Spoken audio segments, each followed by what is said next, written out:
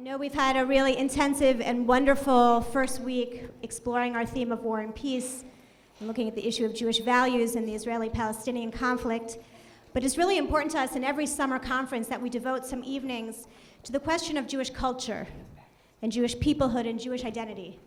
And tonight we're so honored and we're thrilled to have with us Fania Oz-Salzberger, who is a writer and a historian, a professor of history at the University of Haifa's Faculty of Law, who's going to share with us this evening some of her reflections on the state of Jewish identity and the Jewish people.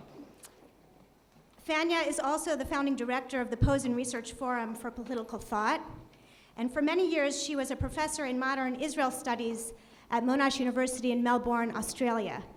She has also served as a visiting professor at Princeton University at the Center for Human Values. And recently, Fania authored or co-authored with her father, Amos Oz, a book entitled Jews and Words, which focuses on the centrality of words and Jewish texts to the Jewish people and to Jewish culture. And this is a book which has been published in German, in Italian, in French, and in Hebrew. Originally was in English, and is coming out in 8 more languages in the coming year. And it will be the focus of her talk tonight, but I'll also just mention that Fania has authored several books, many essays and articles on Jewish history, on political thought, on Israeli culture, and on current events. And she lives with her husband, Eli Salzberger, who's a professor of jurisprudence at University of Haifa, with their twin sons and their 3 Springer Spaniels in Zichron Yaakov in Mount Carmel. And we're just thrilled to have you with us and looking forward to learning with you.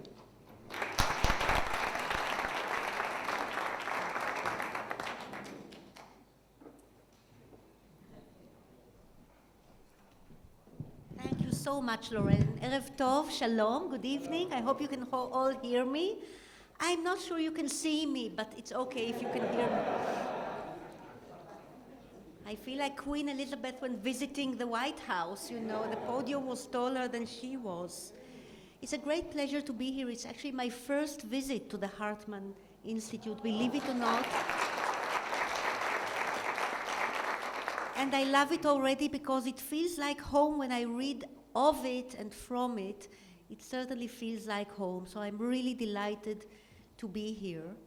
And as Lauren just told you, I co-authored recently a book with my dad, my co-author, as he shall hence be called, which is not just a father and daughter affair, it is also a novelist and historian's cooperation. It also represents 2 generations and 2 genders and many other overlaps and interesting tension fields, which brought us to a great many arguments, very Jewish arguments, along the way. Not least, this is what the book looks like, not least, who is occupying the big armchair with the book and who is occupying the small armchair. The big one is old and slightly emaciated, and the small one is bright and new. And we've been arguing about it because both of us claim to inhabit the small armchair. So the jury is still out on that one. And since I believe that many of you have not read the book, and of course in my discussion I will go beyond the book and we'll leave ample time for questions and answers, for conversations, hopefully for debate, I will begin by reading the first lines or the first paragraphs of the first chapter, which is titled Continuity. Jewish continuity, thus the book opens, has always hinged on uttered and written words, on an expanding maze of interpretations, debates, and disagreements, and on a unique human rapport, in synagogue, at school, and most of all in the family home. It has always evolved 2 or 3 generations, in our times 4 generations, deep in conversation. Ours is not a bloodline, but a text line. There is a tangible sense in which Avraham and Sarah, Rabban Yochanan, Glickel of Hameln, and the present authors all belong to the same family tree.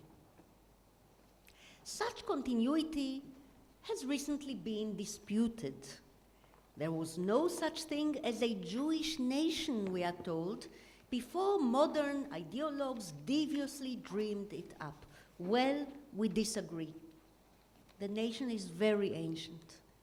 Not because we are nationalists. One purpose of this book is to reclaim our ancestry, but another purpose is to explain what kind of ancestry is, in our view, worth the effort of reclaiming.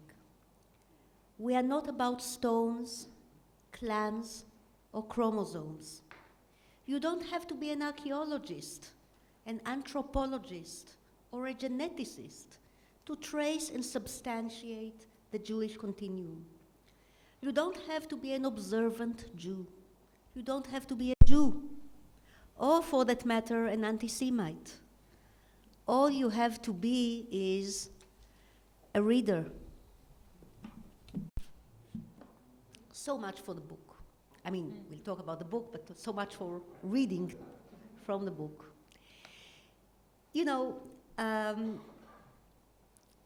if we added a subtitle to the book, which Yale University really wanted us to do, and we refused, I know it's not the American way, everybody has a middle initial and a subtitle, but I don't.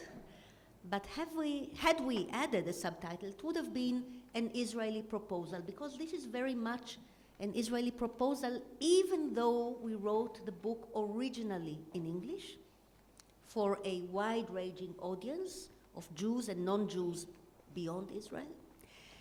And even though some of the ideas that I will be dwelling upon shortly may remind some of you of the thought of Mordecai Kaplan, for example, whom we found a great inspiration. But still, this is an Israeli perspective, except that it does not purport to be relevant to Israeli only.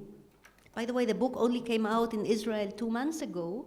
To our great surprise, became a bestseller, still is on the national bestseller list for some obscure reason, and is arousing a lot of interest and, of course, debate and argument here in Israel as well. But it is not intended just for Israelis. It is for a broader audience, indeed broader than Jews. I've just come back from visiting both Greece and Spain with the translations of the book, magically, I would say, into Greek and into Spain. A very interested audience, non-Jewish audience, obviously, engaged with the ideas. So they go beyond the question of Jewish survival, making our way of telling the story of Jewish survival into what is today, what should become today, a universal proposal for the ongoing cohesion and existence of both cultures and families in general. So yes, it is a book by a family about families. It is a book about textual nationhood rather than nationalist nationhood. And it is very much about a book of education with a strong emphasis on very young age education. It is a tough time for you to be visiting Israel, for me to be living in Israel, for us to be in Jerusalem today. Things are not very happy out there, and things might even get worse in the immediate and foreseeable future, and if you would like, I would be happy to engage with these aspects as well. They are relevant to us now for the following reason. Jews and words in such times, or the question of Jewish survival through textuality and ideas, has never been more relevant than today, has never been more appropriate than today. Discussing education in general has never been more appropriate than in Jerusalem today. So for me, I'm being at the very hub of current affairs when I discuss these issues with you. Because one of the greatest secrets of Jewish culture, like one of the greatest secrets of every functional family, is the capacity of putting differences into words. We are about putting differences into words. We are about verbalizing our conflicts all the way from the immediate physical, family life, community life, into the deepest educational or intellectual labyrinth of the Talmud. What are we saying about Jewish continuity? When we call ourselves a text line, going all the way from Abraham and Sarah to ourselves, we are dispensing with the question whether any of us sitting here tonight is biologically descended from Abraham and Sarah, if they ever existed, or from the biblical Hebrews, or from the Jews of the Second Temple in the Mishnaic age. Maybe we are biologically descended and maybe we are not, but that is beside the point either way. We are textually their descendants. We are also claiming that the use of texts by Jewish civilization up to modern times, up to modernity, when everybody else have been catching up, has been unique. Now, neither my co-author nor I are about Jewish triumphalism. We do not count Nobel Prize winners. This is not our style. This is triumphalism. But we are about uniqueness, because there was a uniqueness. And I can talk about this uniqueness forever if you like, but I will be very brief and very concise under my cap as a historian of ideas, but also a historian of the book and of literacy. And when you look at Jewish history through the spectacles of the historians of the book or the historians of reading and literacy, you find something very interesting. You see, it was not just that words kept our culture together, because every culture in history is kept by words. And words are passed from generation to generation in the shape of stories and folklore and songs and recipes, you name it. Except that until modernity, every major cultural transfer was oral rather than written. And most families in the world are still passing on their legacy to the youngsters orally rather than textually, not so the Jews.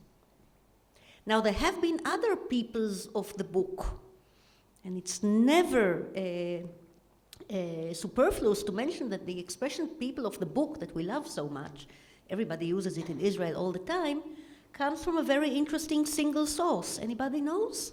It comes from the Quran. It comes from the Quran. So there were other peoples of the books. I'm not talking about specifically about the Islamic categorization. But if you look at all other textual cultures, you will see a very interesting difference up to modern times. In everybody else's literary culture or intellectual or textual culture, the brightest boy in the village did not remain in the village or with his family. He was sent to Peking, to the Forbidden City, to join the Mandarins. He was sent to Pharaoh's scribes to become one of them. He was sent to Athens to study with Socrates or with Plato or with Aristotle. He was sent to Rome to study and become a senator. He was sent to the Catholic Church to become a priest or a scholar or a monk and never have a family again. The Jews kept their brightest boys in the community, in the family, raising new families, bringing the books and the texts home with them from shul, from Beit HaMidrash, from the cheder, from the yeshiva. But even if they did not bring their books home with them, the books were already at home. They were on the kitchen table. They were on the family dinner table. They were the Haggadah and every other Jewish text that ever laid on a Jewish family table with the food. And I'm a great believer, by the way, in the combination of Jews and food. Let me tell you that in our home, well, my twin boys are now big, but when they were small, they were always allowed to bring a book with them to the dinner table if they could not take leave of it and wanted to finish the chapter. Trouble was that at around the ripe age of 12, they started bringing their laptops or iPads to the table and say, "Mommy, this is a book, you know, I'm reading, look at this." And then we have to reconsider, and this is the kind of reconsideration I will be addressing maybe a little further down the line. And so, whereas in every other culture, civilization, the generational story went like this: parent, story, child. In pre-modern Jewish culture, it was parent, book, story, child. Because the stories and the songs and the prayers and the blessings passed to the children in their earliest stage of socialization were already texted within Jewish tradition, were already written in books. Even if the family was poor, like many medieval Jews couldn't own scrolls at home, they would still recite and repeat verses or nigunim, tunes, prayers and blessings from the books which are in the rabbi's home or in the synagogue. And so the nation retexted, if I may take this liberty with the English language, retexted its children, generation by generation, into the mainstream, written, printed after print, current of Jewish tradition. And this is, for me, the uniqueness of the early modern or the pre-modern Jewish tradition. Of course, from about the 16th, 17th, 18th centuries, others joined in. Martin Luther did the same for the Christian Bible when he translated it into German and put it on every Protestant family's kitchen table in North Europe. But the Jews had been doing that about 2,000 years before Martin Luther. And now, of course, every culture is catching up, but we still have a few secrets to share with other culture as to the upkeep and the mainstays of cultural continuity. So this is one cycle of argument that the book engages with, sometimes seriously and sometimes playfully. Chapter 2, what does all this mean about the gender relations in Jewish tradition? And this is also so very relevant to Jerusalem today, to Israel today, to other Jewish communities. So the second chapter is titled Vocal Women, or Women with a Voice. It was difficult to translate into Hebrew because Nashim Kolaniot in Hebrew means shrill women, so we had to retranslate. They were shrill enough sometimes, but they were also vocal. So here is a story for you. About 2 months ago, I boarded an El Al plane in Luton Airport, coming back from the Liberal Judaism Conference, biannual conference in Reading. And the seat next to me is empty, and along comes this big rabbi, big in every possible respect, and rabbi not in the sense of present company at all. He was wearing black, he had a poor fox's fur around his hat, and a long white beard, and he looked extremely holy, and he refused to sit next to me, which according to his ticket was his seat. And the poor man, after being slightly bullied by other passengers and so on, and impatient stewardesses, had no choice but to sit next to me. And after takeoff, I raised my glass of water. Al tends to be stingy. And I say, "Dear Rabbi, I know you didn't want to sit next to me, but I still wish you a very pleasant flight."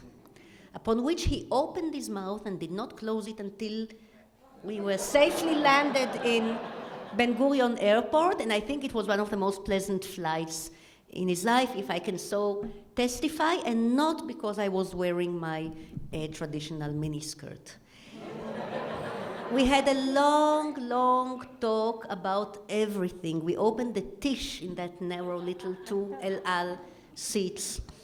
And again I find, I'm sure it was his first Chilonit lady that he ever spoke with, but he was definitely not the first ultra-Orthodox rabbi that I ever spoke with. And time and again I find something very interesting. They know their Talmud better than I do. They know their Gemara better than I do, but wait, this is not the punchline. I know my Tanakh much better than they do. Because our little kibbutz school, today they still teach Tanakh, but not as well as we were taught Tanakh. Our little kibbutz school was a wonderful fount of Tanakh teaching. we knew the whole thing, and we knew parts of it by heart, too. This was serious Chiloni Tanakh teaching. So to my great surprise, I found out that whereas I know the song of Deborah, Shirat Dvorah, by heart, he doesn't even know the contents of it. And when I started talking about all those strong women of the Tanakh, he said, Kol kevuda bat melech pnima. Mistranslated into the honor or the dignity of a woman is indoors. And of course, this is Maimonides misinterpreting a verse from Psalms. I don't have to tell you that, which is called Kvuda bat melech pnima, about a foreign princess who is actually posing to the paparazzi outside the royal palace while her luggage is brought indoors, Kvuda rather than Kvoda. I don't have to tell you this, but I had to tell the rabbi this, and of course he did not believe me. When I came home, I sent him a book with a nice dedication, and I thought I would never, he told me which big yeshiva in Bnei Brak he was the head of, so I sent the book to that yeshiva's address, expecting never to hear from him again. After 3 weeks, there came an email. This is like receiving a fax from Plato. And an email, not from the Admor, not from the rabbi himself, but from M. Natanzon secretary. Obviously a male secretary, yes. And M. Natanzon secretary wrote very politely, Dear Mrs. Oz, thank you so much for sending your book to Rabbi so-and-so. Unfortunately, he has no time to read it, and he also thinks that it does not add up to his belief in Judaism. If he had no time to read it, how would he know? Anyway, I showed it to my dad. I was very happy to have received the answer. And my father looks at it and he says to me, Fania, not only is the rabbi reading our book, but I think what is even more important is that his wife is also reading it. Now, my father would know because he has a whole file, which he never shows anyone, by the way, he's very discreet, of letters from ultra-orthodox women who have read his books secretly. So let me tell you the following about, we said not to talk current affairs, Lauren, so I'll be very brief. Something very interesting is going on in Israel today in regard to the ultra-orthodox, but you'll have to ask me about it in the Q&A in order for me to elaborate. No, I know it's okay, I know. But let's go back to the strong women of the whole Hebraic and Jewish history. So in the Bible and throughout the Bible, they don't shut up, because nobody shuts up in the Bible. Did you notice that the Bible, the Tanakh, is full of people's names, even if they don't have anything to do with the plot? They are all, it's like Israelis in a bus line, they're all pushing their way into eternity by having the names in the Bible. That's why you have full chapters, in Genesis, in Dvarim, I don't have to say the English, in Bereshit, in Dvarim, in Vaikra, you have those full chapters, names. Why? Because it's like Israel today. Everybody wants to be famous. Everybody wants to be remembered. I'm not kidding you. This is a very individualistic culture. I will get back to it in a minute, but not in a Western style individualism, in a Jewish style individualism. And of course, since everybody is talking at the tops of their voices, exactly as in the Israeli bus line, the women are also talking and crying and laughing and dancing and singing and changing history at the tops of their voices. And I want you to note that the three women who produced, according to the Bible, the greatest pieces of poetry, shirot, and that is Miriam, Devorah, and Hannah, all three of them were not just the singers, songwriters of their shirot. They did not only reportedly compose and sing them, they also made the historical changes upon which these shirots were singing. They were historical agents before they became the documentarists and the lauders of these changes. Miriam is a leader.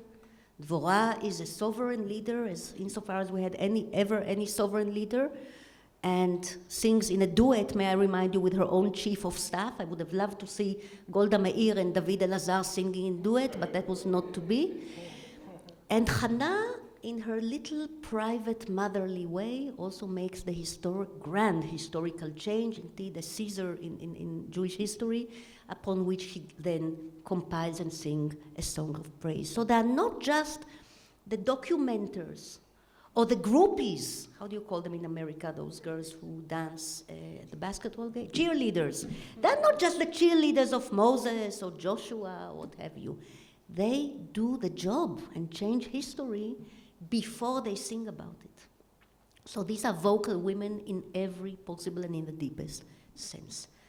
Not to mention others who did not sing but changed history, like the 6 ladies who, together, saved the life of baby Moses. It took 6 ladies, 4 Hebrews and 2 Egyptians, may I remind you. I'm counting Shifra and Puah, the midwives, because they set the tone for daring to resist this conscientious resistance of pharaohs. Others, and then you have mother Yocheved, sister Miriam, 2 Egyptians, the daughter of Pharaoh, and her, both are unnamed, by the way, and her unnamed maid. Between them, in wonderful feminine cooperation, they save this baby's life, father of our nation. Let me ask you a question. Excuse me for the chutzpah. Where was Father Amram? In the pub. That's where he was. Watching the World Cup. That's where he was. Together with other passive husbands in the Bible, such as Hever, and all sorts of husbands who are just there in order to mention. Not all men are like that, goodness, no. You know who is the most wonderful husband in the whole Tanakh? Elkanah. Elkanah, I agree. This wonderful Elkanah. I mean, she does everything too. Hannah has to arrange for her own motherhood and so on, but at least Elkanah looks at her and says, Hannah, lama tivki? ולמה לא תאכלי? ולמה ירע לבבך? Hannah, why are you crying? Why don't you eat? Why are you sad at heart? And then he spoils it by going on to say, הרי אני טוב לך מעשרה בנים, so I'm better than 10 sons to you. Come on, we've heard that before, yeah. He's not better than 10 sons, but at least he's the attentive husband.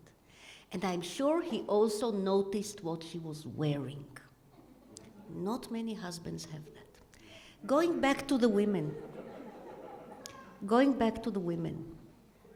So if the Bible is full of female voice and female action, we didn't even talk about Tamar, that wonderful biological startup genius. But that's, and women of action, of leadership, of song, of text. What happens to all of them in the Talmud? They vanish. Why do they vanish?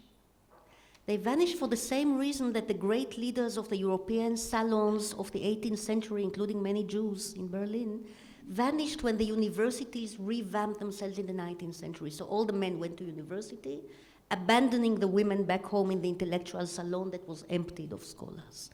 That happened in the Talmud. By creating an all-male, learned society, which was the Talmud, which was a great way, of course, of recovering and continuing the Jewish memory and learning, they left the women at home. They came home to them every night, which is better than you could say of any other scholar in any other book culture, but they left the women at home. You had to be a genius of the magnitude of Hannah Arendt. That is, you had to be a Yalta or a Bruria in order to enter the Talmud through the front door as a Tanaite or a Moraite. There were only 2 of them. And the wonderful Ima Shalom, but she's more of a peacemaker, or a failed peacemaker. It's Bruria and Yalta, one Tanaite, one Amoraite, that's it, that's all we have. The 2 Hannah Arendts of the Talmud, they had to be geniuses. But you know, as time goes by, even in the Middle Ages, even in early modern times, you can't really stop them. And the voices keep rising and rising. Women talk, and women write, and women compile poetry, and women interprets, and women are called rabbis in such variegated places as Mosul in Iraq, and in Sfarad, and in Alexandria, and in East Europe. Because they are too smart to be kept silent, and because this is a culture of words. 2 engines, let me sum up. kept Jews going if we disregard God. And the authors of this book happen to be Chilonim, which means well-read Israeli Jews who still understand every word that Agnon is quoting. That's my definition of Chilonim. We do not count God as an active agent in Jewish continuity. We certainly count God as the strongest of many strong words that kept us going. But the two engines for us that kept us going from Mishnaic times, this is where you can start drawing a historical line uninterrupted, all the way until now, are the books and the children. When you ran away from the burning shtetl, from the pogrom, from Gerush Sfarad, when you ran for your life, you held your two dearest possessions in your arm, the child and the scroll. But on slightly more normal times, around the table, the children and the books and the food were together. And at the age of 3, as in no other culture, every Jewish boy studied his Aleph Bet. And his mom would put honey on the letters in some galuyot, or candies, we know that about North Africa, candies and marcipans, and in East Europe it was Rosinen und Mandeln, which means almonds and raisins, to make the alphabet sweet. And it worked. And since at home there was a book on the table, a Sidur, a Machzor, a Haggadah, his sister could learn to read too. Which is why, by the time European universities at last opened to both Jews and women in the late 19th century, in Germany, incidentally, they were the first. I studied specifically Heidelberg, the return of the Jews to Heidelberg. When they opened their gates within 1 decade, both to Jews and to women, it did not take 2 generations, minorities, affirmative action. It did not take 1 generation. It did not take 10 years. In 5 years, they had Hannah Arendt, the Hannah Arendt in Heidelberg, a Jewish scholar, and she was not alone. A stellar lineup of young Jewish students who quickly became great Jewish scholars, female. Why? Because not only was Hannah Arendt totally ready to go to university, her great-grandmother was ready to go to university, but she was not allowed. We have much more to say, and the book says much more about different aspects of Jews and textuality. We have a chapter on time and timelessness, which I may revisit in the Q&A, and we have a final chapter, a little epilogue on Jewish humor and chutzpah, what we call irreverent reverence, which I think is the big, deep difference of the Jewish faith with any other monotheistic or non-monotheistic faith, the theology of chutzpah. And we have a chapter on individuality and the collective, because we believe that Jewish individualism is somewhat different from Western individualism, although I'm a great fan of Western individualism. I think it was fed by Jewish sources. We think that being Jewish means that you are always, never an island, but always a peninsula. To some degree, you are a private person, you are one of a kind. B'Tselem Elohim means that none of us, not 2 of us are alike. We are all very different, and we celebrate the difference, up to a point. We can be pretty mean to each other too.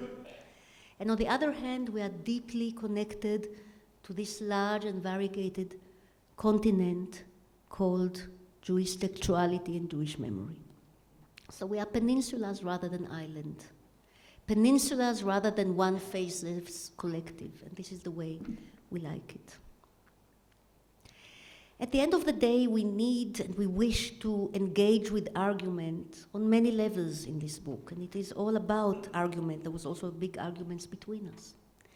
We would like to argue against the ultra-orthodox interpretation of their own unquestioned ownership of truth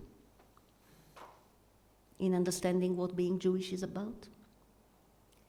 We would like to engage about the role of women and the equality of women. But we also want to engage with extreme left or post-Zionist views claiming that there is no such thing as a Jewish nation. It was only a religion until the Zionists reshuffled it into a nation in order to annoy the Palestinians. We think this is wrong because there is an ancient nation, even civilization, not just religion.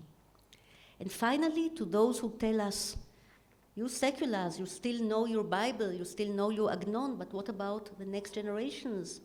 You are cut flowers in a vase, you are going to vanish, to disappear. All I can say is that in my family, in the Oz family, and in my husband's family, the Salzbergers, we are already talking about 5 generations of secular Jews. And my kids, to judge by their social concerns, by their knowledge of the Tanakh, by their use of the Hebrew language, and by their tendency to argue against everyone, especially their parents, I think my kids are still very, very Jewish. So, you know, this message from Israel, from the Chiloni Israel, from the, if you like, the Bible-minded, Western-oriented, liberal, secular Israel, the message is, we are not lost to the tribe, but we would like to see the tribe extended into a full-blown civilization that can offer some advice about continuity, about parenting, and about cultural survival to every other culture on earth. And here I shall stop and await your questions and debate.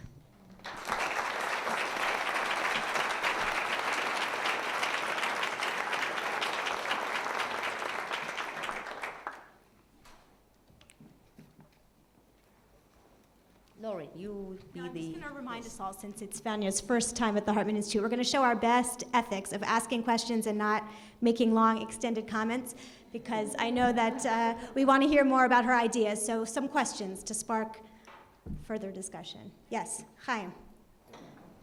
Thank you so much, and thank you for a beautiful book. I actually quoted from the book in my mother's funeral. About women. Very touched to hear this. Thank you. My problem was that what I felt was a constant need to apologize for seeming to sound religious. We love what you say, and we don't want to make you what you're not.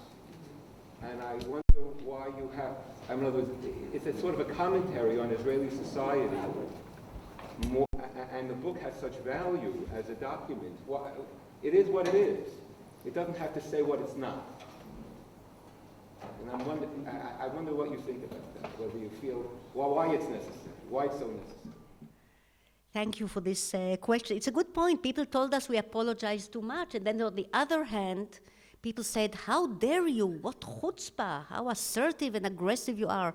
So it all depends how you read the book and which eyes you use. But yes, we were somewhat apologetic, because this book's intention is not to shock anyone, and especially not our Orthodox readers, but to invite them to engage in conversation.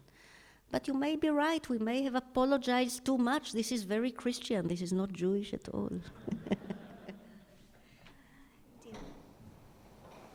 things. One is, you promised that during the Q&A you could say something about what's going on now. And the other thing is you alluded once in the beginning and once at the end to Jewish individualism, as you call it. And, you know, there was too much of a tease. If you could give us a soundbite. Yeah. Well, we'll leave what's going now to, let's first of all delve a little deeper and then maybe get back to some current affairs, although current affairs are definitely part of the story. You're absolutely right. Maybe I'll say just one thing about what's going on now. In the 120 years of Zionism in Eretz Israel and then in the state of Israel, fewer than 40 Jews were killed by other Jews on political and ideological grounds. When I say fewer than 40, I'm being very conservative because some people argue it's fewer than 20, including Arlozorov, including Yitzhak Rabin. And one of the amazing aspects I find of the inner Jewish discussion which in Israel is so, clearly and aggressively put and bluntly put before us every day, is that we can be incredibly harsh with words. We can kill each other using language, but then we don't kill each other. And all I'm saying at this point in time is that I would like to see this continue, of course, also between Jews and Arabs. But among Jews, the worst things are hurled between the right and the left as we speak. I am a denizen of the internet. I see what's going on. Sometimes it's mind-boggling. It's hair-raising. But we are not in the habit of actually being physically violent to each other, and I like it this way. I can even bear much of the verbal aggression because I like it this way. So this is about putting differences into words and screaming at each other at the tops of our voices like a good Jewish family everywhere, as long as we are talking decibels rather than bullets. So this is why, in parentheses, one of my current affairs contributions. As to Jewish individuality, as I say before, what I found very striking, and today, we have computers, it's easy. I counted all the names that appear in the Bible. Names of men and women, Hebrew, non-Hebrew, but especially Hebrew, of course, the vast majority. And then I went on to count the Tanaim and the Amoraim. By the way, there are several different counts of Tanaim and Amoraim because it's tricky. Sometimes you don't know if it's the same person. I don't have to tell you that. So I also used some estimates of scholars. We have more people in the Tanakh than in the Tanakh, not even mentioning the Talmud, than in all Greek and Roman literature put together. Now, why is that? We have more Tanaim and Amoraim. We're talking about hundreds of Tanaim, thousands of Amoraim. I'm not even saying more than all Greek philosophers put together. We'll say all philosophers in history put together. Now, I'm talking quantity and not quality here. Because as we say in the book, there are a handful of Greek philosophers we admire more, to put it gently, than most of the Tanaim and the Amoraim. Fair enough, but why the numbers? What's going on? Why the numbers? Why so many? Why does the Bible include so many names? Why does the Talmud include so many names? By the way, the Talmud is the largest intellectual hierarchy before the modern universities. There is no other culture with such vast intellectual, it's a hierarchy, of course, but it's also a legacy. There were thousands of men doing this stuff, and a couple of women were allowed in. Why so many? I have some interpretations for what's going on in some of the Bible books, especially in the last books of the Torah before the settlement in Eretz Israel. And this, here I don my cap as a historian of political thought. Because the spirit, the ancient Hebraic spirit, I have argued this elsewhere in my scholarship, is deeply Republican. Before they elected a king, and even after electing a king, they still had a lot of misgivings about monarchy because they were deeply Republican before Republicanism was invented as a term in ancient Rome, of course. And that meant, to have a good republic, you need a lot of people who are citizens, who are active, who are committed because they are landowners, and they have small plots of lands each, rather than having some tycoons owning huge estates, huge latifundias. That's a republic. And what you have in the books between Sinai and the settlement, you have all those lists of tribes and Batei Av and families. You remember that? And sometimes and the poor kids who get this for their bar mitzvah parasha, it's not so easy. And you wonder, why do they need all those lists? These were legal lists. This was about real estate and about civic status. These people, these men, these families were going to have equal plots of land once they settle in the land of Israel. This was about distributive justice. This was about equality. This was about, forgive me, all the neocons, but this was about an economy of private ownership, but in small chunks. There are no big corporations in the Bible. Sorry to say, no tycoons. This was the moral economy of the Bible. It was political, deeply political. So we need all those names. But also as a writer, as a novelist, my father says, I don't put so many characters into a plot if I don't need them. But the Bible puts all these characters into the plot in order to tell us something deep. And that deep think is not only about property, distributive justice, claims to citizenship, because there are so many women who don't own property, and slaves, and non-Hebrews. It's because every man and woman counts in the story. It's because we need multiple myriad voices in the story, because this is also what the Tanakh is about. It's this kind of individuality. I think we should move on. So a few times during your lecture tonight, you referenced Agnon. And I've had this conversation, I've been privileged to have this many times with your father, and I know your father has written about Agnon's theology, Kata Shamayim. Can you explain from your perspective, particularly from this book where you, like Hein said, continue to insist that you're secular, you don't believe in God, and you make that very clear from chapter 1, how have Chilonim have had such a fascination beyond the Nobel Prize, which came much later in his life, with somebody like Agnon, who was a deeply complex, conflicted, God-fearing individual, like your father refers to him in Sifra Abba Toshe? It's because many Chilonim are also deeply complex individuals, maybe not God-fearing, maybe yes, God-fearing.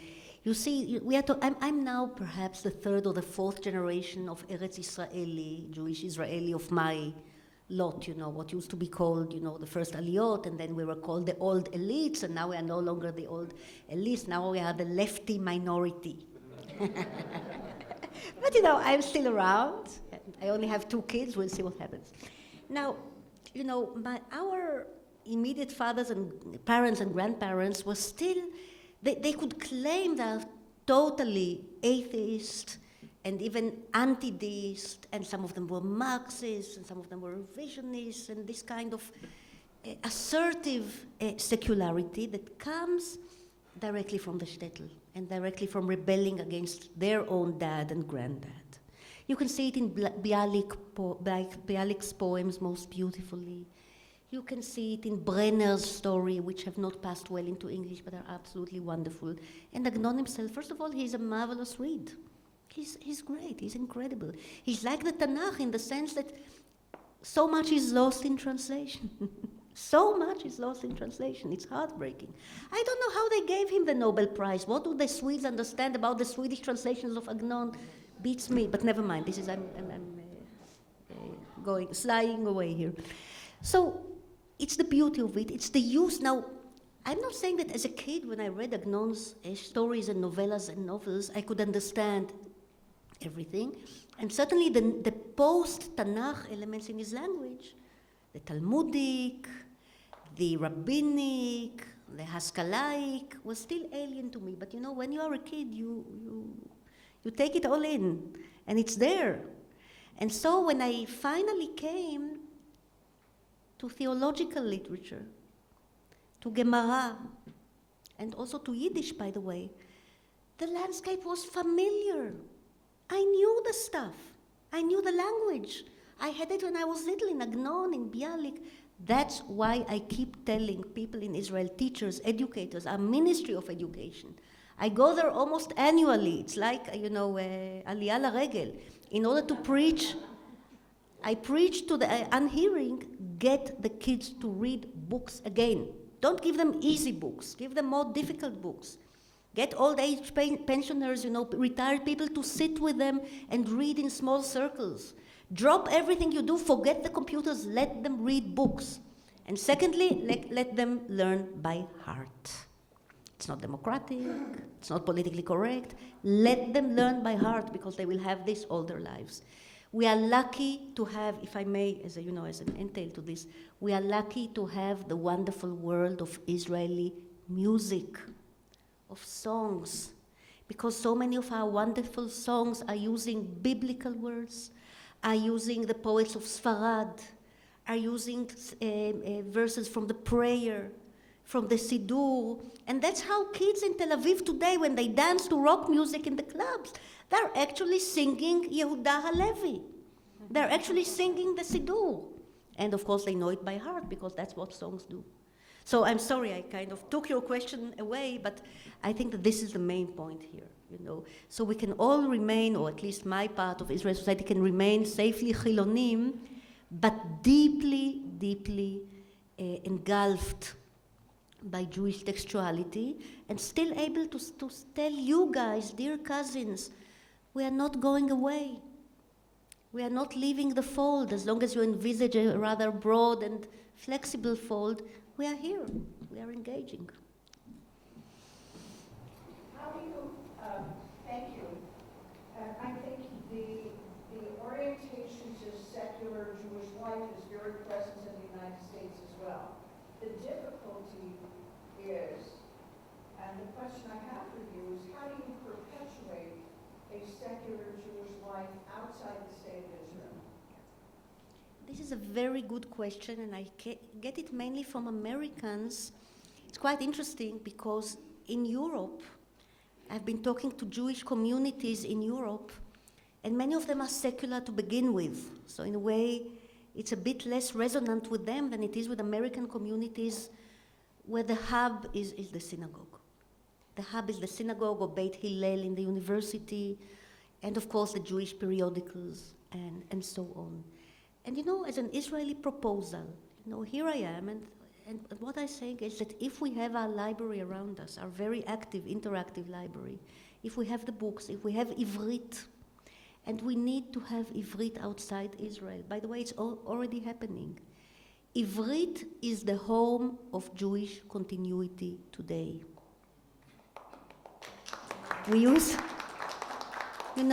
to have many languages of the Jews. There were so many languages of the Jews. I'm not talking about just about Hebrew, Yiddish, and Ladino. I'm talking about Aramaic, and Farsi, and Greek, and Arabic, and Turkish, and Spanish, Italian, French, German, Polish, Russian, you name it. These were all languages of the Jews, in the sense that significant Jewish literature was written in these languages. Now we are left with two. For all the tragic reasons, we are left with two, English and Hebrew. Our book is intended as a bridge between the two, and calling upon Hebrew speaking to learn English is no big deal, but calling upon the English speaking Jews to engage with Ivrit, I can only tell you guys that it's so beautiful you wouldn't believe it. Some of you already know. Yeah? It's like having your alphabet smeared in honey in the old cheder. So beautiful it is. As long as we keep Ivrit going, it will be a true home for everybody who is texted to their Jewish ancestry and to current Jewish creativity. And luckily enough, of all the linguistic startups of the 20th century, Hebrew is by far the most successful. 0 speakers of everyday language, Ivrit, in 1890. And over 10 million people able to speak Ivrit as an everyday language today, by which I include most Israeli Arabs, many Israelis outside Israel, and many non-Israelis outside Israel too. Over 10 million. Do you know what that means? Excuse me for being triumphalist for a moment. You know, there's only one point on which I'm a real nationalist, and that's the Hebrew language. That means that we have passed, more people speak Hebrew today than Danish, Lithuanian, and, this is my favorite, Austrian German. Isn't it nice? Let us rejoice. And it's going on. It's going strong. We have a question. I started your book. I have to admit I almost succeeded in reading Ben Chaveri without getting up from the chair. Wow. In Hebrew. But I want to know what you have to say about, I work with kids, and I want to know what you have to say about this generation of Israeli kids. So this is, I have twin boys, so my dad has twin grandsons and also 2 others. And this is what we have been quarreling about most vocally, my father and I. The internet, he says, is a satanic invention. The iPad, I showed him my iPad, that's from the devil. So I opened my Kindle and I show him his own books, like e-books on Kindle. He says, "Did I allow this?" Dad, I'm sure you signed the contract. I don't remember signing anything. the work of the devil. He strongly believes this. I'm not kidding you. And there's a big argument. So I show him, as we were writing the book, we were talking, I was typing away on the laptop, occasionally opening online sources in order to create our footnotes on the spot. I said, look, Dad, the internet, it's like one big Talmud, with all the different hyperlinks around it. This is a new Talmud. He says, I don't believe this. He simply doesn't like electronics. And of course, a book that you can't touch and smell and fold the corners, he allows that. It's not a book. This is not a book. So we had a big argument because I do believe that for the future generations that we already are raising right now as our kids and grandkids, we have to make the best, not just of the internet. Computer games. They know everything about the Italian Renaissance because they have a game called Go to Florence, find Michelangelo, and he will help you to kill Cesare Borgia. Let's do that with the Jewish sources, minus Cesare Borgia. It's doable, it's possible, let's engage. It can be a beautiful vehicle because every textual vehicle can be a beautiful vehicle or a very ugly one, it all depends. Let's take over the internet and see what can be done. And anyway, I insist on this, it's a very, very Jewish space. The other point, and this is really, I don't know if it's the last, no, we still have some time, but I will say this again and again. Read with the kids until they kick you out of their bedroom. Read with your kids, read with your grandchildren. Read anything they like and occasionally put something that you like. Do not go just for educational stuff. There is plenty of educational children's literature around. It's not enough. Let them read the uneducational stuff too. The Haggadah has some pretty horrible stories. Kids love it, kids remember it.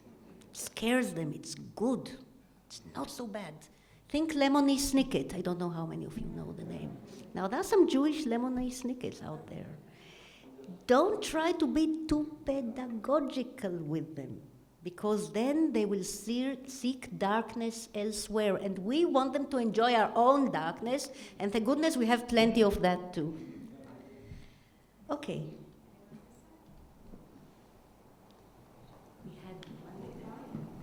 Would you comment, you sort of hinted about ultra-orthodox women reading and writing in secret, or privately or whatever. Do you want to expand on that a little bit? Yeah. Very interesting things are happening in this country. I know it sounds like a cliche, but some of the most interesting stuff that's happening in this country is underneath. And despite the age of the internet and of electronic reportage, you don't hear enough about it. And let me tell you one story that I think you may not be hearing enough of. There is a huge underground transition going on in ultra-orthodox communities in this country and beyond. Now, I have one paper on it because I've been investigating, researching the use of internet and of also the anti-internet elements of ultra-Orthodox leaderships. Now, there are many variations. You know that we have the Mitnagdim, we have the Hasidim, we have the different Hasidic courts, and Bnei Brak is not Antwerp, and Antwerp is not Zurich, and Zurich is not London, and London is not Williamsburg. But interesting stuff is happening in all of them. And I've been looking at comparative scandals. You know that every community I mentioned, almost, has some scandal going on, rolling scandal with one of the big rabbis, because the big rabbis are no longer untouchable. This has come to the end because of the blogosphere. So now if there is a scandal, never mind if it's sexual or monetary or bribery or what have you, it will come out to the open, and it's no longer mikveh gossip. People used to say that the internet is kind of a hyped mikveh gossip, but it's going far further than that, and I think it's undermining the untouchability, the holy aura of the great rabbis of the coming generation. They will no longer enjoy what their forebears enjoyed, this kind of unquestionable aura. They will be more human. But this is only one aspect of it. The most interesting stuff are the women and the young people. So you may have noticed that all the ultra-Orthodox leadership here and the United States has failed, some say miserably failed, in forbidding smartphones and forbidding web surfing. They haven't managed to do it. In Netanya the other week, there was a big bonfire in which this Shas rabbi encouraged his Hasidim to burn their smartphones, which, by the way, is terrible environmentally, but nobody told him that. So what they did, we had some people there tweeting, so we know what was going on. What they did, was throw the old, the old iPhones, when they already had the brand new ones. More seriously, I've been looking closely at about 10 news sites, websites, portals of the ultra-Orthodox community in Israel. One thing I can tell you that they hate the guts of each other, these websites, because they all come from different streams and currents and rabbis. And I've been looking at what women did in each of them. So some of them began completely womanless, of course, and then they started to have talking about prehistory, that's about 5 or 6 years ago. They start to have little ghettos for women, like Labait veLamishpacha, home and family, in which they first were only allowed to exchange recipes, which I respect, and some of the recipes were very good, medical advice, a little bit education advice, what to do if Shloimi falls asleep on his homework, and so on. Innocent enough. That was 5 or 6 years ago. 3 years later, you could already see the beginnings of discussions in those little home and family pages about domestic violence and about sexual abuse and about couplehood and what to do if he doesn't behave well to you. And suddenly a psychologist came on board and the criminologist, old women, came on board to give advice. Nowadays, in some websites, not all, women are spilling out of the home and family page and starting putting opinion pieces, not, God forbid, chas v'chalila in the Torah area, but political commentary, current affairs commentary, their voice is being heard. And they're reading, as Jewish women, by the way, always read. You remember the mother of Bashevis Zinger. She read all the Russian novels, the French novels. His father only read the Talmud Gemara. She read the literature and taught her son to love European literature. The women read more. I'm told by bookshop owners here in Jerusalem that are on the fault line that it's the women who sneak in to get the most recent novel by David Grossman or A.B. Yehoshua. Interesting stuff. Now, I've been repeating the word internet a little too much, and I know my dad wouldn't like it, don't tell him, but I will say one more thing. You see, Orthodox, ultra-Orthodox Judaism as we know it, which is the product of 16th century Poland and the area around it. So a particular chunk of Northeast European Jewry surrounded itself by walls made from books, put assertive rabbis as guardians, and dressed up in black, in the black of the Polish paritzim, the Polish gentry of the 16th century. This is a dress. We have amazing engravings of 16th century Polish gentry, and it's exactly the hats with the poor foxes around them. The walls of books held strong. No other books could infiltrate them. Well, many of them did, of course.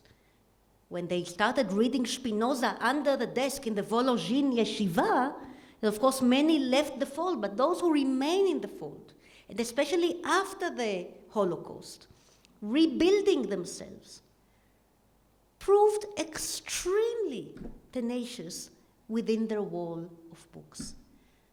No other book could enter, but the internet is not another book. The internet is microwave. It goes right in, bringing tidings, bringing challenges, bringing pornography. I'm not trying to idealize. Bringing new ideas, different language, politics. Sometimes, to my disdain, nationalist politics too. It all goes straight into the yeshivas. My prediction is that the walls are going to fall, and that we might have a very dramatic change in the ultra-Orthodox communities in Israel.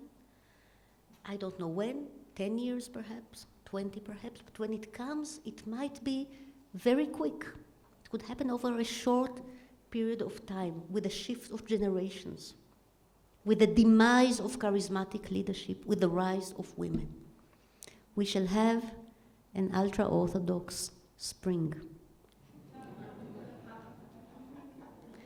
And when people ask me, as they sometimes do, especially when I lecture outside of Israel, so you Israelis, you've had so many aliyot from so many places, where will the next big aliyah come from? You have exhausted the Russians, you know, the French, who else? Where will the next big aliyah come from? And my answer is from Mea Shearim. And I look forward to it very much indeed.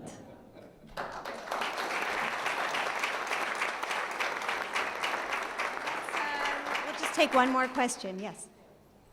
You made a very strong border between Dati and Chiluni, although it's actually a very porous border.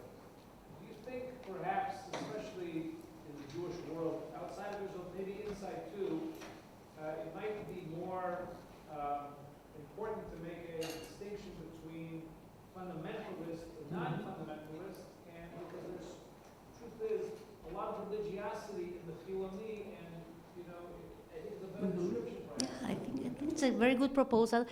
I do have, we said no apologies. So no apologies, but let me explain. I'm a child of the dichotomy, of the Israeli dichotomy, which was a strong one between the Orthodox all the way to what I call the ultra-Orthodox, and the Chilonim, which were totally Chilonim. So, I did not experience the kind of wonderful porousness that we are discussing here, because I never met a crowd like you until I was an adult traveling the world. So yes, it was a very dichotomous existence for us, and no, I do not believe it is so dichotomous anymore, not even, thank God, in Israel itself. So when I speak of the ultra-Orthodox, of course, I'm engaging with the ultra-Orthodox. You could call them extremists, but Haredim is probably best translated as ultra-Orthodox. And I agree that there is also a Chiloni orthodoxy, and sometimes a Chiloni extremism, just the way there is a left-wing extremism in this country. And we are trying gently, maybe too gently, to argue against such extremism as well. But I think it is clear to all of us, I do not want to go into deep philosophy of religion here, but the kind of secularism or Chiloniut I talk about is not flatly atheism.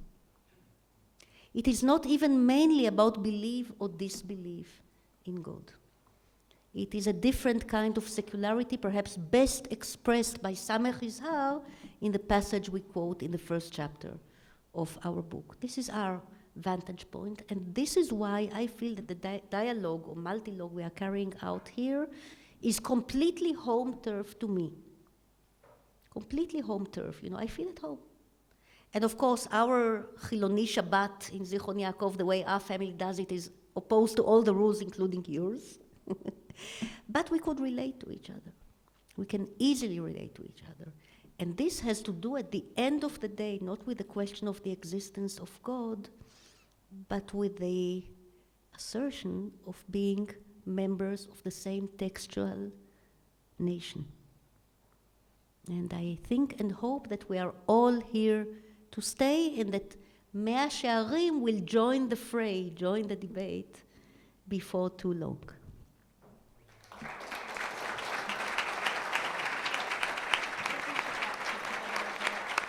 Thank you so much, Fania. You brought such a unique voice to our Beit Midrash, and we're so grateful.